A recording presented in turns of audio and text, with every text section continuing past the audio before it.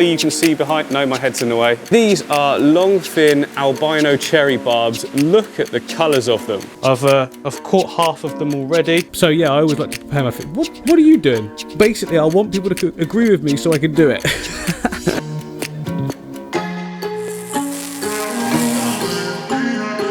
What's going on, guys? Welcome back to the vlog. So I am in front of the Buddha Aquarium. This tank's been sat empty now for way too long. What do you say we get some fish to go in? What am I doing?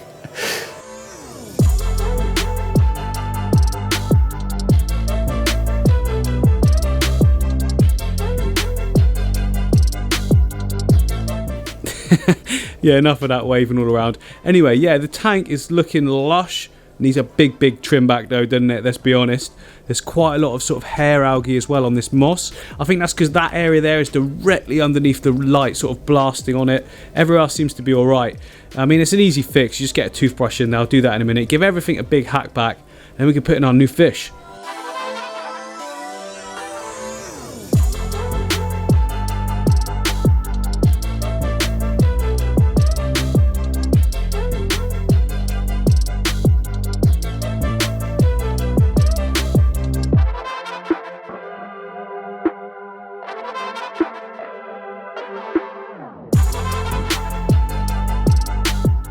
Oh, there we go. So I had a nice big trim up in the foreground of the moss.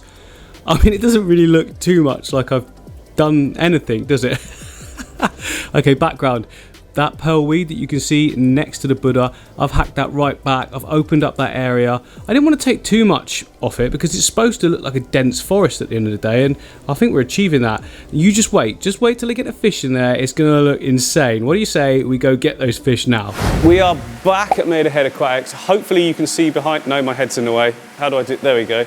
Behind me, these bad boys. So these are long fin albino cherry barbs. Look at the colours of them. I've had my eye on these for a few weeks now. I think they'll be an absolutely awesome fish to put in the Buddha Aquarium as a first fish. Obviously we're going to build the collection as we go, but to start with, oh wow, look at them. Crazy. So Matt, we were just talking before, these fish are not actually like something you'd find in the wild, are they? Are they? Are they? Is they? No, they're not. So with albinos, with something that colour, obviously they're going to get picked out quite quickly in the wild. Normal cherry barbs are still really bright, so you'll still find the males are really bright red, females are really coppery orange, okay, but probably not that bright, to be honest. So this isn't like, some fish, like glow light fish, no, not glow light, what is it? Like the glowfish. Glowfish, the yeah. Injected one. They're like injected, that's not these, is it? No, so these guys are just selectively bred to be that colour and to be, you know, they'll pick the brightest of the bright to breed with each other. And the same with the albino, you know, they've got to pick the right fish to get that albino gene to come through. Okay. I just think that'll be a really cool fish to put in the Buddha Aquarium to start with, and I can just build it as it goes. But yeah, how many of these do you reckon is a good amount for my 230 litre tank, I think? Oh, the big one. Well, yeah, a nice group, really. You know, you could probably get a good 12, 15 in there and have a nice shoal, but I think that would look good. Depends what you're building around it as well. Depends what you want at a later date. I want these to be the main feature because I think they can. Do they school well? Yeah, they do. Yeah, they shoal really well. Okay, cool. Let's go with what you say then, at 10, 15, something like that. Let's go right in the middle with 12 and a half. Well, I'll try my best. Awesome.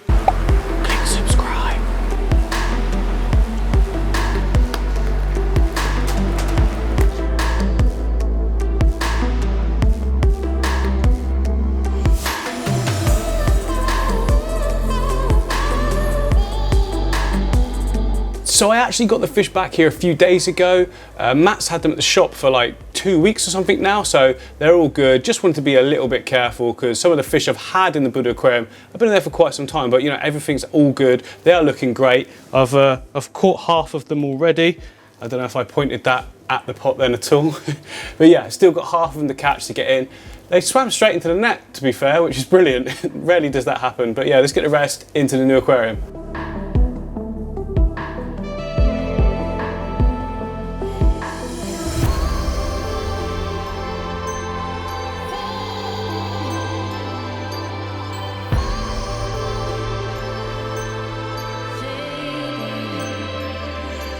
So yeah, I've said to you guys before, this room, you know, this studio, the whole thing is heated, but outside here it's not heated, so the temperature sits like a lot cooler, not cold, but it's cooler than inside this room.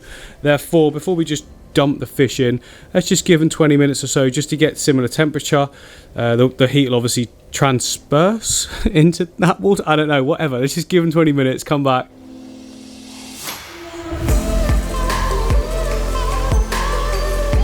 Right, it's now been 20 minutes. Let's put our new barbs into the tank. I'm excited. I've never kept barbs before, and what a punchy group to, you know, begin my collection. It looks so good.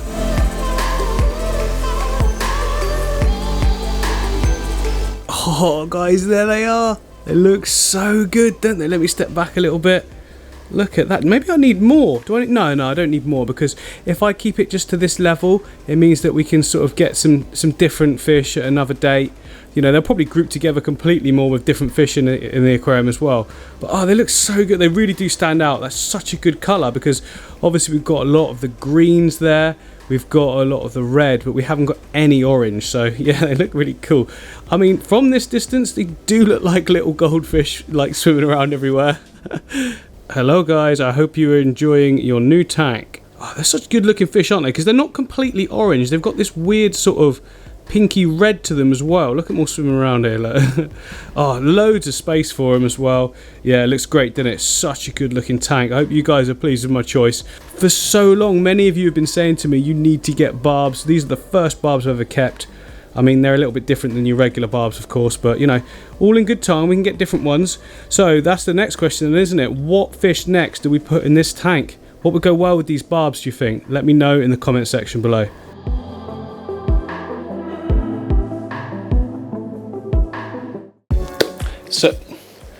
So my platy tank has been set up for like a week now, and it's got off to an absolute flying start. Well, the plants have, the fish not so much. After a few days they developed some white spot. Now, you know, panic mode, whatever, but I just treated it with some of the API white spot cure stuff, and I whacked the temperature up to like 30 degrees centigrade for a short period of time, and all the white spots completely gone down. The fish are doing great. But what I meant by doing great was the plants. They're thriving. There's not a single bit of algae. I mean, I put 3 Amanos and 3 Otocinclus in there, so I wouldn't expect there to be. You know, it's not a massive tank, so they're actually taking care of all of that for us, which is great. But the plants are thriving. That's what I like to see. If you get the plants growing so quick, you're on to great success, because basically what you're showing there is that the plants are consuming all the nutrients that are available in the water. There's none left for the algae effectively. That's why the plants are thriving. They're getting everything they need. So look at the hydrocotyle Japan, hydrocotyle Japan. That is booming. That's going to fill out in no time and look so good. Yeah, really, really pleased with how this tank is looking. And a lot of you have already warned me, these guys are going to breed heavily. So I've got quite a few females in there, because Matt at Made Ahead of Quack said I need to have like 3 to 1 or a minimum of 2 to 1 females to males. Yeah, so some of these are looking quite plump already. I mean, maybe they've got some babies inside them growing. That would be really cool. The only babies I've ever bred are guppies, so to have the platies doing it as well would be great. You know, we can keep a few of the babies as well, put them in other setups. I'm not even sure yet, but, you know, there's plenty of tanks around in there to do sort of grow out tanks. I could take some back. Oh, they're really nice, though.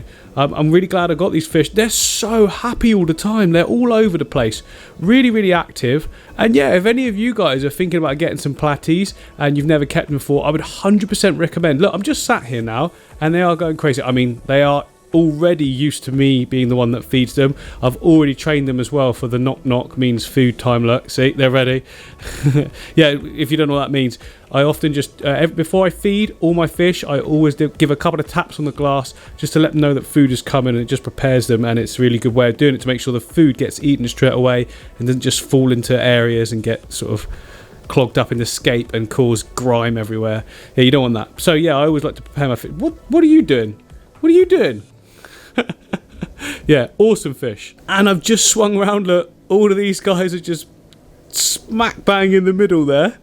You guys all right? What are you doing? We're just chilling out in this section. Oh, they're really fantastic.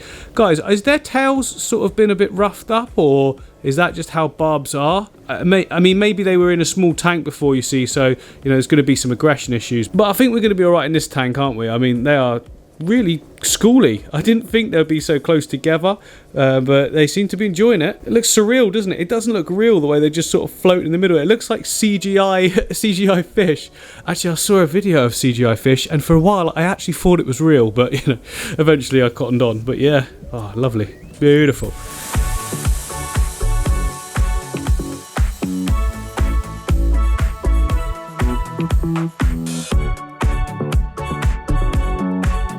So a few videos back, you guys might remember me telling you that all the cyanobacteria in the discus tank was completely gone.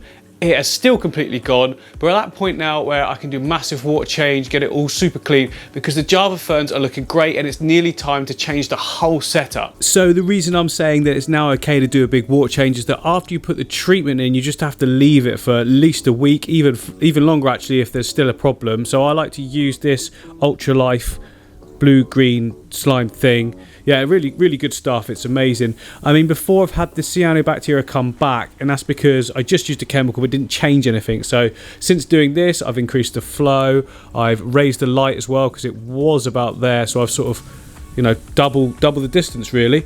And the reason I want to change all this scape is because when I set it up, I left loads of pockets inside of these two loads of pockets inside these two islands, if you like, that are just empty. I didn't put any substrate in, so I think you keep getting food and poop and all that sort of thing caught in there, which is obviously creating organics in the water column, and that can lead to cyanobacteria. There's like a million reasons why your tank can have cyanobacteria, but this is one. It just keeps persisting because I haven't changed how it's set up. Most tanks you can tweak something slightly and get rid of it. This one I'm going to have to just redo it, but to be honest, it's had its day. I want to do it again anyway. The reason I've been waiting though is because I wanted all these little baby Java ferns to start growing out, and they're looking great. They've got no cyanobacteria on them.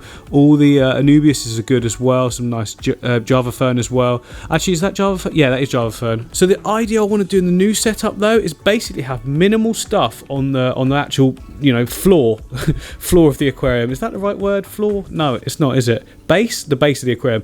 I don't know, who cares, not important. I want to have a couple of little dots where some wood can touch the ground, and then use those as the framework, so we've got wood upwards, but then barely anything on the actual surface, and it'll leave loads and loads of swim room. I'll keep the wood to the edges and back so that the fish have got maximum swim room as well. I just think that'll look really cool, kind of like a floating scape if you like, and just tons of swim room for the fish and everything.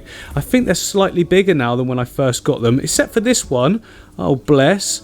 You know, not quite as good genetics for size as the others, but you know, we love you all the same, pigeon. Oh, where are you going? So yeah, let me know what you think, if you're up for that, if you think that's going to look good. I think it will. So imagine, like, you can see the wood in there now, that's manzanita wood. Imagine it coming in at an angle and then just touching one point on the ground only, and then everything else sort of leaned on that. I can use suckers to the side or something, or just leaning in, I don't know yet, and then putting all the Java ferns and that on that. Not quite as densely as what we've got now, because that's just too much, isn't it? But I'll choose all the best bits and just let it all go again. I think that'll work really well. It'll stay super clean because there'll be nothing to clog up the flow on the bottom as well. Oh yeah, that's got to look great. I've got to give it a go anyway. Most of the time when I have these ideas, I just have to go with them, and that is what I'm going to do. Kind of irrelevant asking your opinion then, isn't it? But basically I want people to agree with me so I can do it.